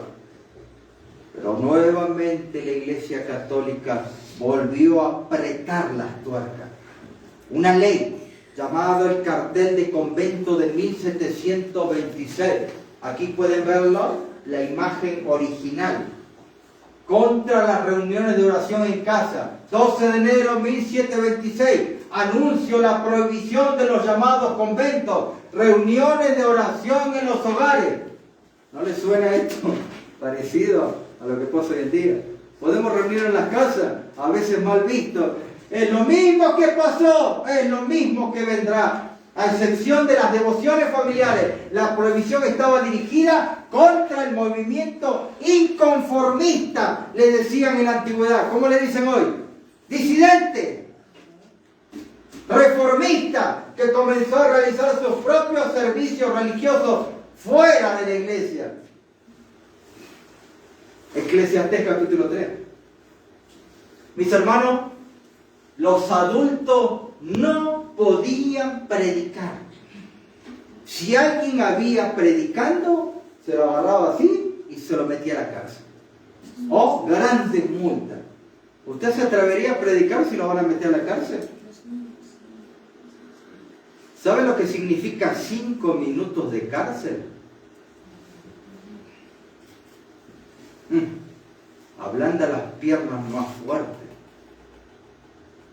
El pregonar del mensaje. Con 5 minutos de cárcel lo ablanda uno. Pero el Señor tenía una misión todavía para ese mensaje del primer año. Cuando parece que la técnica del hombre se agota, ahí es donde aparece Dios. Por eso es que tenemos que dejarnos guiar por Dios, hermano. Allí aparece. Nosotros queremos a veces usar nuestra fuerza, la fuerza humana. No podés entrar. A mí no me vas a decir, no, yo voy a entrar. No es la fuerza humana. Es la fuerza del Espíritu, la espada del Espíritu. ¿Tenemos la espada del Espíritu, hermano? Si nosotros tuviéramos la espada del Espíritu, no hay nada que se nos atraviese. Pero si fuera la espada de la fuerza, no es con fuerza. No es con fuerza. Allí hay tantos libros, hermanos, que nos cuentan de la historia de la iglesia adventista en sus diferentes aspectos misioneros. Allí tenemos este libro, Historia y ¿cómo se llama? Boceto de las misiones de la iglesia adventista. Aquí tenemos otro, hermanos, mis queridos hermanos. Son libros que a veces ni conocemos ni nada. En la revista Herald sale en octubre 7 de 1980, hablando del mensaje a Suecia, como el mensaje del primer ángel. Pero en el año, estamos hablando del siglo XIX, 1841, la iglesia parroquial de Suecia, una iglesia pequeña, ¿se podía predicar del mensaje del primer ángel? ¿Se podía predicar? ¿Los adultos podían predicar de los púlpitos? ¿Podían predicar en los bosques? Ya no, tampoco. Ningún lado se podía predicar. Si era un adulto, se lo metía dentro de las cárceles. Así que el Señor dijo, bueno, colocan esa ley, hasta yo mismo voy a obedecer su ley, pero les voy a demostrar lo ignotos que son ustedes. Así que el Señor levanta en ese año ¿los qué? Los pregoneros de arrepentimiento. ¿Quién los conoce? ¿Alguien conoce los pregoneros de arrepentimiento? No, hermano. Niños tomados por el Espíritu de Dios. Bueno, no quieren que prediquen los adultos. Los niños van a predicar el mensaje del primer ángel. Así fue que en Suecia se levantaron los pregoneros de arrepentimiento. Un gran número de personas se reunieron para escucharlo, a menudo en casas particulares o en el bosque. Se levantaban estos niños, hermanos, y empezaban a cantar himnos que nadie conocía. Y la gente, por temor, expectación, empezaba a escucharlo. ¿Se podía llevar un niño a la cárcel? No, porque la ley hablaba de adultos. Y así que los niños empezaban a predicar de 8, 6 años. Y como eran chiquitos, a veces los levantaban y los colocaban en la mesa, porque si no, no se los veía, hermano. Así que fue que, como todo el ejército papal empezó a ocupar toda Suecia, ahora los pregoneros de arrepentimiento empezaron a predicar en toda Escandinavia. No se sabía qué poder. Empezaban a profetizar. Decían pasajes que estaban en la Biblia. Empezaban a nombrar Apocalipsis 14 del 6 al 12. Empezaban a cantar himnos y nadie los podía callar. Cuando no estaban tomados por el Espíritu Santo, eran simples niños, pero cuando la gente se empezaba a golpear, cambiaban su expresión, su manera de mover las manos, ya eran como personas adultas. Les decían a la gente, arrepiéntanse, dejen de jugar naipe, dejen de jugar, de tomar bebidas alcohólicas. Esos niños hablaban sin temor decir la palabra de Dios. Lo que a un adulto le incomoda, ellos hablaban. Mis queridos hermanos, yo sé que hay muy poco material sobre esto. Yo hice una investigación durante un año tratando de recopilar esos pocos archivos de personas que fueron oculares, como por ejemplo de un médico. Ahora les voy a leer un poquito allí. Hace años me fue presentada la obra del primer mensaje. Ellen White sabía de estos pregoneros de misericordia. Ella fue para investigar esos casos que habían sucedido. La voluntad divina era que en Suecia se dieran las nuevas de la venida del Salvador. La profecía, según la hermana White, del mensaje del primer ángel, revelaba en la visión de Apocalipsis 14, encontró su cumplimiento ¿en qué año? Del 40 al 44, tanto en Europa como en América. Algunos hombres de fe y oración se sintieron profundamente conmovidos cuando su atención se concentró en las profecías. Y al examinar el registro inspirado, descubrieron evidencias convincentes de que el fin de todas las cosas estaba cerca. Anoten, Historia de la Redención, página 373. Niños que no tenían estudio, niños del campo, eran tomados por el Espíritu Santo y empezaban a predicar lo que los adultos no podían. En las reuniones donde niñas de 6, 8 años se agolpaban 300, 500 personas a escuchar todas calladas. Y después de su gran prédica que daba, siempre bíblico, empezaban a cantar himnos que nadie conocía. Uno de los relatos y testigos oculares fue el doctor Skolberg, ginecólogo sueco. Y aquí yo tengo algunas anotaciones de este doctor. Déjenme leer simplemente algunas. No le voy a leer todas porque son prácticamente 15 páginas, hermanos, de tantos hechos que podemos encontrar. Allí se habla, por ejemplo, dos niñas que estaban profetizando, las habían tomado los médicos y las golpeaban para que no profeticen más. Después de ser golpeados, los médicos los llevaron al hospital para que la examinaran mentalmente. Les rasparon la cabeza a las mujeres, a excepción, y le dejaban un mechón como una cruz. Luego fueron encarcelados y torturados. Estamos hablando de niños de 8 y 6 años. ¿Cuántos años tenés? 13. ¿Vos? 10. Solo, y la dejaron en libertad solo para seguir predicando. Déjenme aquí leer otra parte. Niños, hay muchos niños predicadores. Le decían la enfermedad de la predicación o fanatismo. Esa palabra nuevamente se vuelve a quedar allí. La gente decía, la iglesia oficial decía que ellos no podían estar predicando, que quién les enseñó, de qué hablaban, cosas que no estaban en la Biblia. 4 muchachas campesinas comenzando a hablar en una parroquia de manera extraña sobre el fin del mundo que se acercaba. Luego llegó la noticia de un gran número de profetisas de entre 10 y 12 años. Empezaban a profetizar. La enfermedad de la predicación, decía. Afirman haber recibido sus revelaciones directamente y a través del Espíritu Santo. Afirman haber visitado el cielo, haber visto la condición y el estado de los muertos.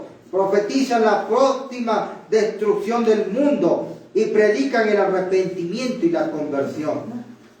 Mis queridos hermanos, muchos de la gente se arrepintieron. Las mensajeras de misericordia, los mensajeros empezaban a predicar y dice que había mujeres que se pintaban, se coloreaban, se ponían anillos, y cuando estos niñitos venían y predicaban del arrepentimiento, ellos no les decían que se saquen, pero ellos empezó a actuar el arrepentimiento del Espíritu Santo en ellos y se empezaban a sacar cosas, los anillos, los aretes. Los hombres dejaban de tomar, de jugar a los naipes. El mensaje de Dios estaba haciendo su cometido. El 29 de 1811, un reportero, doctor Carlson, funcionario provincial de salud, dice que comenzó a cantar involuntariamente, y esto continuó día tras día tras día. Como ella misma dice, apenas tenía tiempo de comer. Solamente que hacía, le importaba predicar la palabra de Dios y cantar himnos a Dios. El sonido estalló en que tenía los labios cerrados. Las melodías y los himnos eran generalmente desconocidos. 2 semanas más tarde tuvo la impresión de dar un discurso espiritual, y después de un intervalo de 1 semana y media comenzó nuevamente a predicar. Ella nunca predicó, nunca leyó, pero cuando estaba sola, cuando mucha gente vino a escuchar sus maravillosos sermones y admirar sus canciones que nadie conocía, las cuales eran impulsadas por un poder completamente fuera de su control, a menudo caía en trance. Pero lo que más me asombra, hermanos, si ustedes creen que yo dije todo, les voy a leer la parte que a mí más me sorprendió. Sigue diciendo este doctor Skolberg, ginecólogo. Otro testigo presencial hablando de estos pregoneros de arrepentimiento. Que la forma, dice que ellos predicaban que la forma y vida del Estado durante 6 semanas que duraron los llamados de arrepentimiento, 1 mes y medio, cambiaron perceptiblemente, que el baile, los naipes, las borracheras, la pompa, la vanidad, la flagrante profanación del día del sol han disminuido peculiarmente. Ese domingo ahora se dedica a asistir a las reuniones o leer y cantar la palabra de Dios en casa, que todas las mujeres se han quitado los peines y las mangas revueltas, que debido a que los pregoneros no han mencionado el asunto de tomar el nombre de Dios en vano, esto no ha cesado, pero el uso del nombre del diablo y las palabras estaban siendo pregonadas por estos niños como pecados graves, que el uso de las medicinas para enfermedades físicas se considera pecado, que la palabra de la Escritura y sucederá en los últimos días, dice Dios, derramaré de mi espíritu sobre toda carne, y tus hijos y tus hijas profetizarán, y tus jóvenes verán visiones, y tus ancianos soñarán sueños.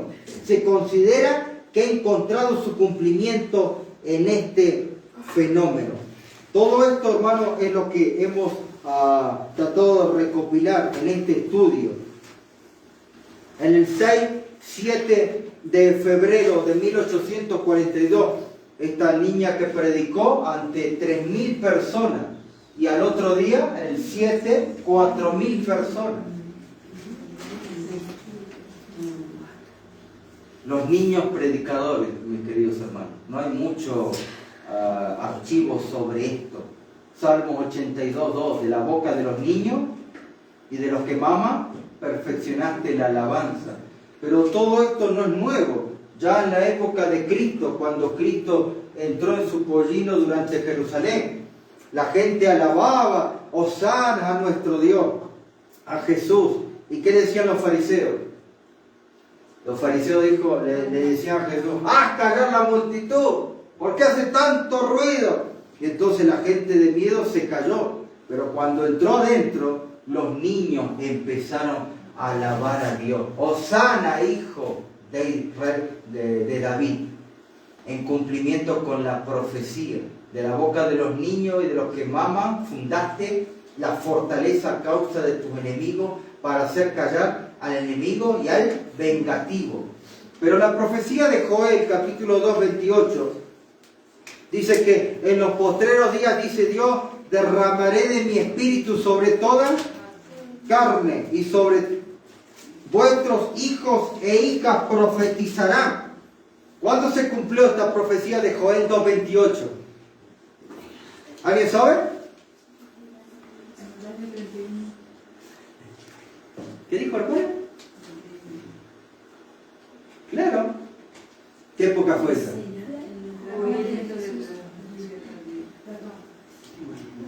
El Pentecostés. El Pentecostés. ¿Y quién dice eso? Lo dice Pedro. Vamos, Hechos, capítulo 1. Hechos, capítulo 1. Capítulo 2, primer discurso de Pedro. Allí dice Pedro, y en los postreros días, dice Dios, ese era el sermón de Pedro, pero Pedro dice, pero estos no están ebrios, como vosotros suponéis, pues en la hora tercera del día. La gente pensaba que estaba borracha, pero esto más lo que dijo el profeta Joel, en los postreros días, dice Dios, derramaré de mi espíritu sobre toda carne, y vuestros hijos y vuestras hijas van a profetizar, y vuestros jóvenes verán visiones, y vuestros ancianos soñarán sueños. Y de cierto, sobre mi siervo y sobre mi sierva en aquellos días derramaré de mi espíritu y profetizarán. Y daré prodigios arriba en el cielo y señales abajo en la tierra. En la época del Pentecostés, cuando Pedro estaba predicando, había muchas mujeres que estaban profetizando en la época de Cristo. Y vuestras hijos y vuestras hijas, ¿qué dice? Pasó en la época de Cristo cuando entró a Jerusalén. Pasó en la época del Pentecostés. Anoten, evento de los últimos días. Capítulo El fuerte pregón. ¿Saben lo que es el fuerte pregón, no? ¿Ya pasó? No. Fuerte pregón. Capítulo 14, evento de los últimos días. Anote, hermano. Voy a leer de allí. Muchos, aún entre los indoctos, ahora proclaman las palabras del Señor. Los niños son impulsados por el Espíritu para ir a declarar el mensaje del cielo. El Espíritu se derrama sobre todos los que cedan a sus indicaciones, arrojando de lado toda maquinaria humana, sus reglas limitativas y métodos cautelosos. ¿Cómo son los métodos? Cautelosos, miedosos. Yo escuché muchos hermanos que decían: a mí me da miedo golpear las puertas para evangelizar y dar panfletos. ¿No escucharon? ¿Ustedes saben quién me dijo una vez así? Hace muchos años. Un director misionero. Es que enviamos, hermano, al campo del amor gente no preparada, gente neófita, y no porque sea neófito, sino que nosotros enviamos al neófito. No procuramos nosotros preparar a las personas. No nos interesa capacitar, dedicar de nuestro tiempo para preparar a las personas, sino quiénes van a predicar. Aquí dice que estos niños van a predicar porque la maquinaria humana tiene muchos límites, son muy cautelosos, tardan mucho, demoran mucho. Declararán la verdad con el poder del Espíritu Santo. Cuando las inteligencias celestiales vean que los hombres ya no presentan las verdades en su sencillez, ya no quieren predicar de la vestimenta, no quieren predicar de ir a ser médicos misioneros, a visitar a las personas que están enfermas. Ya la gente no quiere, ni los pastores están enseñando hoy en día de curar y calmar el dolor de la gente. Ya nadie quiere.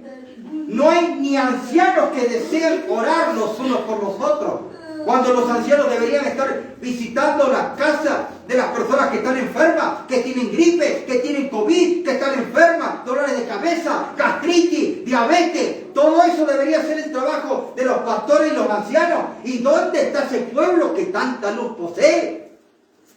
Mis queridos hermanos, saldrán a proclamar la verdad para este tiempo. En el último tiempo, en el momento del fuerte pregón, derramamiento de la lluvia tardía, van a proclamar y profetizar niños. ¿Pero qué niños van a profetizar? Los que se han estado preparando para este evento. Los que estaban allá arriba de las montañas, en los puestos de avanzada, esos van a predicar. No los que están sentados viendo Netflix, series de Hollywood. Esos no van a predicar el mensaje del tercer año. Dios los quisiera usar, pero al no estar preparados, no los puede usar. Si nosotros no preparamos un cuerpo de laicos, ¿cómo nosotros vamos a estar preparados? Esa es la obra de algunos pocos, pero que debería ser la obra de muchos. Prepararse para el tiempo que desconocemos. ¿Quién se prepara para el tiempo que desconocemos? Nadie. Pastor, que usted se preparó, yo no estoy por casualidad acá. Un abuelito férreo que me ponía ahí a estudiar la Biblia, y dale, porque van a venir tiempos peligrosos. A las 12 de la noche salíamos hacia afuera a mirar si Cristo venía. Miren ustedes la idea que se tenía del adventismo en esa época, esperando de orión que a ver si venía Cristo Jesús. Danielito, lee rápido la Biblia porque Cristo viene pronto, y hay pocos maestros de escuelas sabáticas. Y era verdad, se estaban extinguiendo los maestros de escuelas sabáticas. Danielito, apúrate porque hay pocos predicadores de la verdad. Y eso también era cierto. Pero hoy en día todo está más dilatado, más calmo. Cuando, hermanos, tendríamos que estar con nuestra tea encendida por Dios.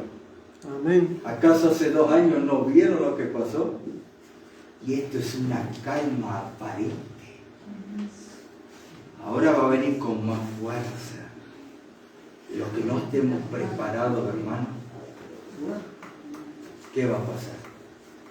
Así fue como Suecia fue conquistada para el Señor. Pero así como el Señor en 1840 hizo grandes prodigios con esos niños para enseñar a los grandes doctos, como ellos no saben lo que significa la sabiduría de Dios, como Dios educa a los niños y a los jóvenes, Él mismo, con su propia vara y su santa escritura. Pero Satanás también en el 2018 quiso contrarrestar ese poder de Dios, burlándose. Ustedes saben que a Satanás le gusta burlarse. Así que Satanás levanta de en pleno Suecia un mensajero de Satanás. ¿Saben quién es? Es simplemente saber nuestra historia. ¿Quién se levanta de parte de Satanás en el año 2018? 2018. Hasta le dio la mano al Papa Francisquito. ¿Quién? No. Era una niña. Greta Thunberg. Ah, Greta. Cierto. Qué casualidad que ella es de Suecia. Y es de burlándose del mensaje de Dios. ¿Qué tenías que ver? Movimiento climático, su voz es escuchada en las universidades, hasta fue nominada al Premio Nobel de la Paz. Allí lo vemos con Francisquito saludándose, y en las encuestas vemos primera arriba de Messi y arriba del Papa Francisquito. Una estatua en una de las grandes universidades allí en Inglaterra se coloca de Greta Thunberg. ¿Por qué suceden estas cosas? Porque Satanás se quiere burlar y quiere mostrar a los cristianos lo que viene. Allí esta moneda, ¿sí? Premio Nobel de la Paz. Uno de los libros que a mí me dejó muy pasmado fue The Guardian, que es una tirada, un periódico que salió en sábado, nunca salía en sábado. Y esto fue tirado en el primer número de la revista de sábado de Guardian. Allí ella dice, en la cita dice, el poder que despertó a la gente en forma tan vigorosa en el movimiento del 44 se revelará nuevamente. El mensaje del tercer ángel irá adelante, no en susurros, sino, ¿dice eso? Dice que un ángel va predicando a gran voz. No hay que silenciar el mensaje de lo que se viene. Allí yo les coloqué el fuerte clamor, evento de los últimos días. Aquí nosotros tenemos la paginación 157, donde está el capítulo de los niños predicadores. Mis hermanos, esto es lo que se viene, lo que pasó y lo que va a suceder. Es un trabajo muy grande el que nosotros debemos hacer. ¿Y el trabajo cuál es? El trabajo que se hizo en el sur de los Estados Unidos de Norteamérica. ¿Cuántos conocen este libro? ¿Cuántos conocen ese libro? El trabajo del sur. La historia se está borrando de la mente de los jóvenes, de los adultos, ancianos. Ya no sabemos cómo trabajar. El modelo que Dios dejó es el modelo que hizo Exxon White. Con el trabajo del sur, el libro que había, el panfleto que había escrito Ellen White, con el trabajo que se hacía con los negritos del sur en los Estados Unidos de Norteamérica, con los esclavos, con los niños de color que no sabían la letra A, la letra B, no sabían nada. Y entonces Dios levanta a un Exxon White que no quería saber nada con la iglesia. Cuando era chico le daba dolores de cabeza al White. Pero la madre constantemente estuvo apoyándolo, siempre orando por él. Cartas que le enviaba con lágrimas en las cartas para que Son White vea. Son White fue tocado por el Espíritu de Dios cuando ya era grande Son White. Allí dice en uno de los pasajes que están en inglés del trabajo que debía hacer con los niños. Son White trabajaba con los chicos, los preparaba como hacen hoy en día los lugares de avanzada, de la verdadera educación, no con colores, sino como se debe enseñar. Para que los niños puedan participar del fuerte clamor, hermanos, hay que preparar a los niños.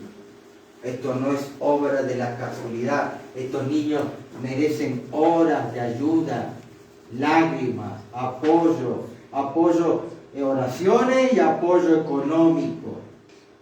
No me vengan con que solamente lágrimas, mis hermanos. Y allí fue entonces que la predicación del primer ángel salió bajo el estudio de la profecía de las 2300 tardes y mañanas que se encuentra en Daniel 8. Allí salieron los periodos proféticos 1260, 1335, 1843 y 1290 que fueron plasmadas en las pancartas que se conocieron durante todo ese tiempo. Aquí es cuando hace su aparición ¿quién? William.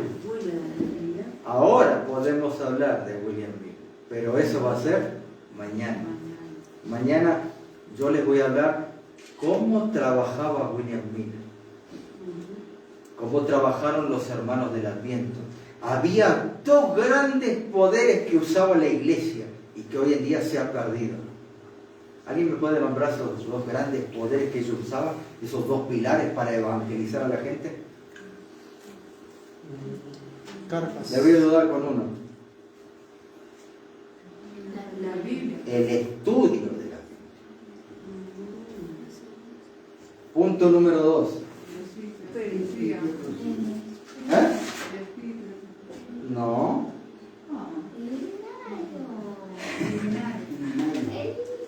Esos eran los dos grandes poderes que tenía.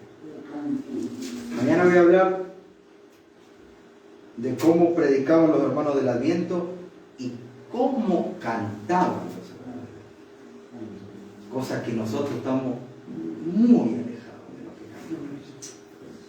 Muy alejados. Las letras de hoy en día, hermanos, están muy mezcladas de Babilonia. Los himnos que hoy cantamos no son los himnos de antes. Donde grandes cantantes muestran usan tonos muy altos. ¿Ustedes conocen el libro Hablando de la Música? ¿No lo conocen acá? ¿Solamente uno? ¿Cómo se debe alabar a Dios? ¿En qué tonos? ¿La música? ¿La letra? Muchos de los miembros ganados por la Iglesia del Adviento se debía a los himnos. Hoy en día en nuestras iglesias cantan un himno, dos himnos, y ya pasa el que va a predicar. Y el que va a predicar ni quiere cantar tampoco. Cuando debiera ser la parte más importante. Hermanos, yo me crié en un ambiente de cantar himnos. Con mi familia, nosotros llorábamos por tener las notas del himno. Estoy hablando hace años, cuando no había música. ¿Se acuerdan cuando no había música, hermana? ¿Alguien se acuerda? ¿Alguien aquí? ¿Se acuerdan que no había música? No existía música.